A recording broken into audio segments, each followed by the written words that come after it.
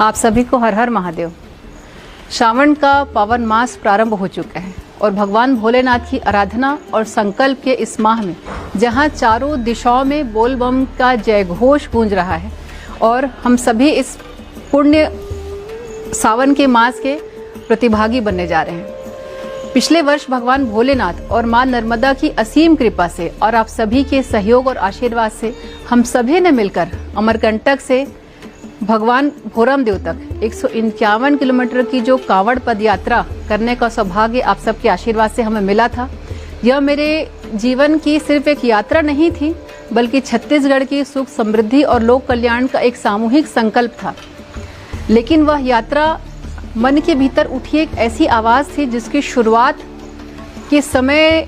शायद कोई हमने तैयारी नहीं की थी, लेकिन एक लक्ष्य था कि छत्तीसगढ़ की खुशहाली, मेरे विधानसभा की खुशहाली। केवल भगवान भोलेनाथ का सहारा और आप सबके विश्वास के दम पर हम अमरकंटक से हम कांवड़ में जल लेकर चले और आप सबके आशीर्वाद सहयोग से हमारी यात्रा पूरी भी हुई। उस यात्रा के दौरान जिस प्रकार प्रदेश भर से शिव भक्तों का आशीर्वाद, माताओं बहनों का, युवाओं का, बुजुर्गों का प्रेम, स्नेह, आशीर्वाद और आप सबकी सहभागिता ने हम सब का उत्साह बढ़ाया। यह मेरे जीवन की अमूल्य एक धरोहर है। मैं आप सभी के प्रति अपने हृदय से कृतज्ञता व्यक्त करती हूं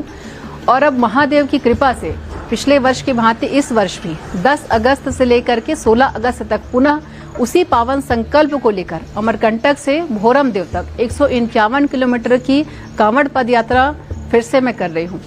मेरे कंधों पर माता नर्मदा का पवित्र जल मेरे कांवड़ में होगा और मेरे हृदय में छत्तीसगढ़ के लगभग 3 करोड़ हमारे प्रदेशवासियों की खुशहाली, किसानों की समृद्धि, युवाओं के उज्जवल भविष्य और मातृशक्ति के सम्मान, हमारी संस्कृति की रक्षा और प्रदेश की निरंतर उन्नति की कामना होगी।